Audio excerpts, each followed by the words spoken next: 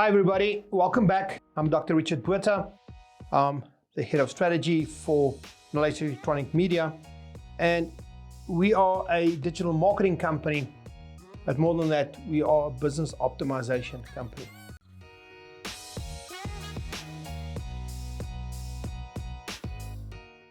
Please remember, if you like the content, subscribe and click the bell that you can be informed of any new videos that we post. We post it regularly, and it's all there to help you to be more successful. To be good in business, the ultimate skill that you must develop is leadership skills. Because leadership skills is what got you where you are, but if you do not develop your leadership skills on a daily basis and live it, you will not get where you want to go. So it's important to reflect on that. And I want to take you to a book that I wrote, which is a reference, Lead, Fail or Thrive, because it all comes down to leading. And we have to go to the past to really learn how to deal with the future. Because here's a fact, everything we know is about the past, and every decision we take is about the future. So what is the future? Well, that's what you must define for yourself. Because the future without a plan is a very bleak place. The future with a plan is a place that can be navigated. Now, for my teams, I always use the example of a boat in a river. That represents our business. You are in business. You are in the river. You can now start to navigate in different directions. So you've got all the makings of a business. You are in the river. You are pointing upstream or downstream, wherever you want to go. First of all, you must define where you want to go. If your destination is upstream, then you must understand where you're going. And most targets for business is upstream. Like John Maxwell said, if it's not difficult, you are not growing. Because if it's easy, it's a clear indication that you're dying. That's true for life and it's true for business. The moment that a business becomes easy, it is your first indicator that your business is dying, because all those things kick in that you don't want it to do. So, okay, your boat is in the river, you're pointing upstream. In the boat, there are seats. Those represent the members of your team, but each seat has got a function, a very specific function. Like the back seat is for the guy that drives the tiller. He dictates or she dictates the direction that the boat will go in. That is normally your leader, your CEO, your MD, whatever, your founder. So that is a very important seat, because that will decide the direction of the boat. Will the boat miss all the rocks in the river? Will it go into calmer waters? Will it navigate the rapids? But then there's a lot of other seats, and every seat has got a very specific role, a very specific objective that must be achieved. And if the whole team works together, the objective to reach the destination upstream can be done. The outlook that sits in front of the boat can then call back to the captain to tell him or her about rocks or rapids or debris or problems that's coming up, and you spot it early enough. There's a spot on the team for a navigator to have mapped out the river to see what the best path is to take and to adjust the course all the time in order to achieve that. To have the right team member in each seat is critical, and the captain must assess the readiness of each of the team members on a constant basis to ensure that they are the correct team member, because the objective,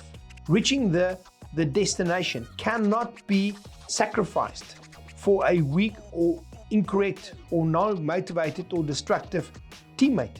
If a person is sitting in a critical chair, and every chair in that boat is critical, and they're not pulling their weight, they will capsize the boat and everybody will drown. So it's important to keep that right. That's where it comes back to leadership, and that's where we go to the past to start learning from what wise people said in the past. And you'll find that I often refer to the Bible, and the Bible says that there's nothing new on earth. Now, listen to this. I've got a framed quote in my study at home. I'll paraphrase, but it says something like this. We will never be able to build a civilization on this generation. They dress funnily, they listen to funny music, they are disrespectful to their elders. We are doomed. Do you know who wrote that? Socrates, 2,400 years ago. Every generation think that of the next generation, but every new generation think that their experience of problems is unique. Well, the sad news is not. Your experience of a problem might be new, but the problem is not. And just like the traders in Babylonian times had an objective to be profitable and to balance their books in whatever format they did that, to become rich, is the same thing today. Nothing has changed. The modern accounting system that we use, devised 500 years ago by monks that wanted to keep track of their beer production. There's nothing new in accounting. It's 500 years old. There's nothing new in property. There's nothing new in the human experience. Your experience of it might be new. That doesn't make it new. And that's why we have to look at the past. So we're going to start studying leadership rules, because every game on earth, everything we do, there's rules. You might not think there's rules because nobody's told you the rules, but there's rules. And if you want to be successful, go and find the rules. There are very well-defined rules around leadership. So let's start with a quote from Alexander the Great. Now, Alexander the Great was one of the greatest conquerors the world's ever seen. He built the Greek Empire to the biggest that the Greek Empire ever was, even bigger than his father Philip. But he said this, he said, "I'm not afraid of an army of lions led by a sheep. I'm afraid of an army of sheep led by a lion." So all the attributes that you link to that of a lion, being courageous, being brave, being willing to take risks, having the insight, having the drive to look after your tribe, all those things can make of an army of sheep a formidable force. So after him in the Roman Empire came one of what they call the 5 good emperors. His name was Marcus Aurelius. He was unfortunately the last of the 5 good emperors.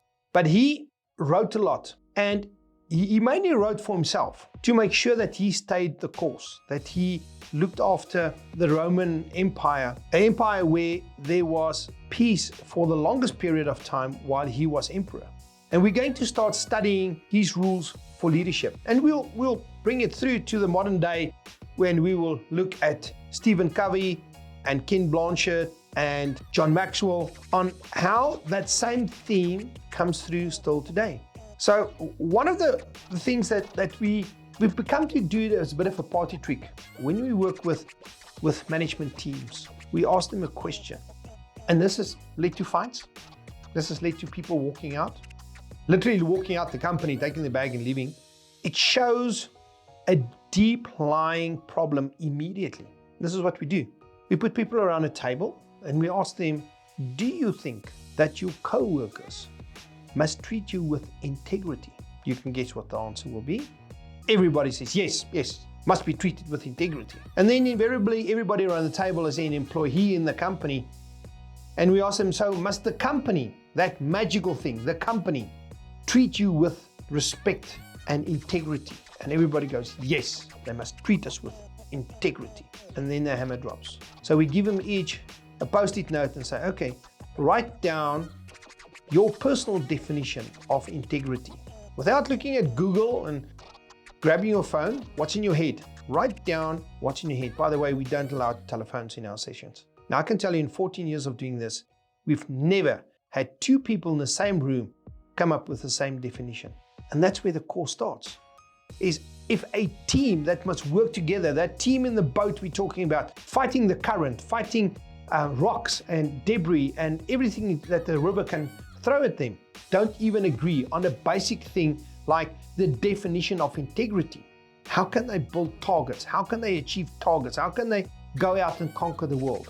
So it's important to think about these things and come up with your definitions. And that's why we're going to spend the next video on the 10 rules that Marcus Aurelius came up with for leadership. And we're just going to have a look on how that impacts you and your business. See you in the next one.